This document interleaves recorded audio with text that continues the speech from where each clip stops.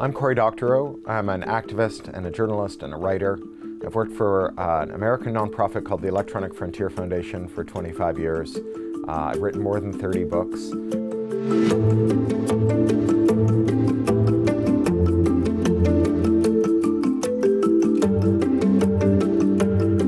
What's going to cause the collapse of the stock market? The two most boring initials in the world, AI. The reason that firms that currently employ creative laborers are so excited about AI is not because they want to make funny memes, right? It's because they want to zero out their wage bill. People who have a company called Open Artificial Intelligence, which is neither open nor artificial nor intelligence.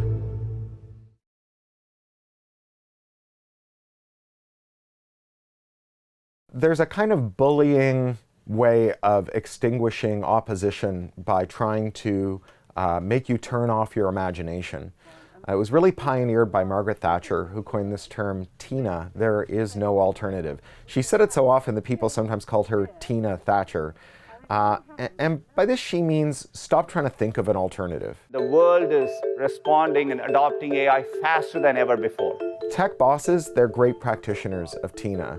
They want you to think that the only possible way to arrange human affairs is the way they've arranged them. You know, Mark Zuckerberg wants you to think that you can't have a conversation with your friends unless he gets to listen in. Or, you know, we're having this conversation of the future, and like, I'm sitting on your couch next to you as a hologram, and we're just there, and we have this full sense of presence. Sundar Pichai, the guy who runs Google. Artificial Pokemon intelligence. He wants you to think that you can't search the web without him knowing what color underwear you're wearing. Tim Cook, the guy who runs Apple, he wants you to think that there's no way for you to have a reliable device unless he gets to take 30 cents out of every dollar you spend while using it and give it to his shareholders. Today, we're raising the bar once again. This is obviously nonsense.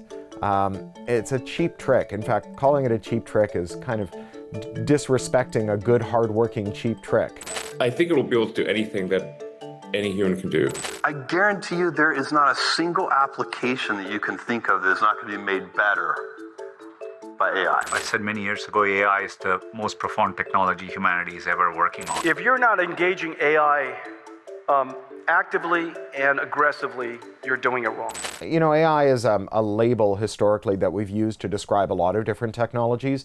Generally, someone comes up with something kind of cool, like an expert system, say, and we declare it to be AI because AI is this sort of dream of, you know, making an intelligent software agent or maybe a robot or maybe something super intelligent. I could ask, hey Meta, what am I looking at? And it will get that information instantaneously. Absolutely. So we find this is a really great benefit if you're outside, if you're looking at a world around you, you're trying to understand, you're looking at architecture. This really just makes your discovery and your day-to-day a little bit richer.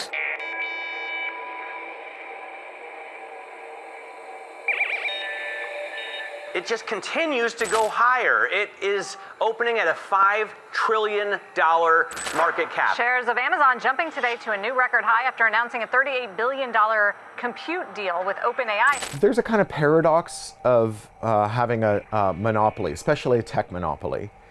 So while your monopoly is growing, your stock enjoys something called a high price to earnings ratio.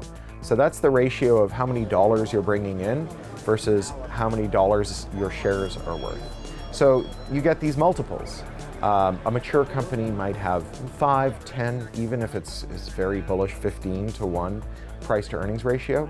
But if you're growing, no one knows where the growth is going to stop.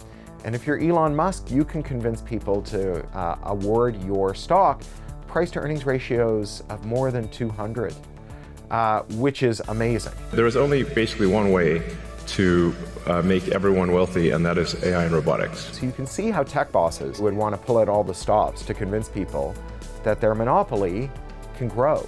The way that they do that is they say, well, there's another market over there. We're going to take over that market too. And so it's always better to claim that you're going to conquer an imaginary market, because nobody knows how big that market is. You can claim that that's a $3 trillion, an $8 trillion, $12 trillion market. So claiming that you're going to conquer AI, well, you've got lots of room for growth. And so we got that with crypto, and we got it with blockchain, we got it with Web3, and we got it with NFTs, we got it with XR and AR. And you know, not all of these are nonsense. I think a lot of them are, but like It's not like an $11 trillion market that means that your stock valuation shouldn't fall. And so you have to keep chasing the next thing and the next.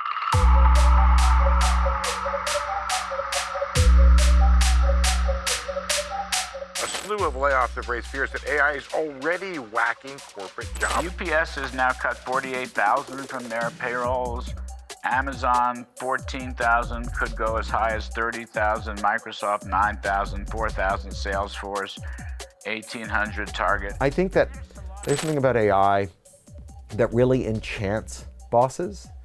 So I think bosses really live in fear because they know that if the boss doesn't show up for work, the job site just keeps humming.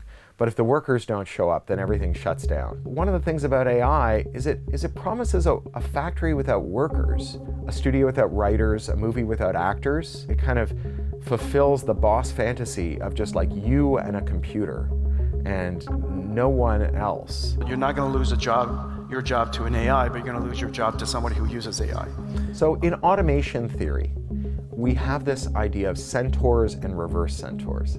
So a centaur is a person who is assisted by a machine. So a reverse centaur, well, that's someone who's been conscripted to be an assistant to the machine. There's a really interesting example of media reverse centaurism from summer of 2025. I believe it was the Sun Times, published its summer guide. We've all seen these summer guides, right? 10 hot beaches to visit this summer, 10 movies to go to this summer, 10 books to read this summer. And someone noticed that on the list of books, most of them were hallucinations. They didn't exist. They were attributed to real writers, and writers were like, I never wrote that book, I'm not planning to write that book, I don't know where that book came from. And it was all under one guy's byline, this one freelancer. And he'd written like 10 of these lists, as well as all kinds of articles and so on. And that guy said, yeah, I used AI. I feel really embarrassed by it. I'm ashamed, honestly. And I felt bad for him. He was the internet's main character for a day. I felt bad for him because it's really clear that his bosses said, you are writing a 64-page supplement, a job that would have historically taken dozens of skilled workers. You alone are going to write it. We should remember that just because an AI salesman can convince your boss to fire you and replace you with an AI, it doesn't mean that the AI can do your job. Are you worried about the AI fraud? If the current high valuation of AI tech firms turns out to be a bubble. This AI bubble talk. All this AI bubble talk. Oh, I don't think it's an AI bubble, and I don't think there's too much fraud. I don't know when the bubble's going to burst. They can keep it on life support for a long time. It just can't last forever because they keep finding new suckers to give them money to throw away on AI. And they're going to run out of suckers someday. And the AI is going to stop. And what that means is we will have taken people who do jobs that are important and that we rely on, and we will have fired them and replaced them with chatbots who are bad at those jobs. And then we will have switched off all the chatbots. And the people who used to do the jobs, they will have become discouraged, as they say in labor economics. They will have retrained, they will have exited the job market, they will have taken early retirement. We won't get them back. The process knowledge they have, that process knowledge is going to be gone. It's going to take decades to recover. We are going to be removing the AI from our systems for generations. And we're going to be rebuilding that process knowledge for generations. So this is why I say AI is the asbestos we're shoveling into the walls of a high-tech society, and that we're going to be removing it for generations to come. Thank you for watching. Hit that like button and leave us a comment to let us know what you thought about anything we covered this week. And don't forget to follow us on social media. The links are in the description, and you can also subscribe to our newsletter for updates from the show.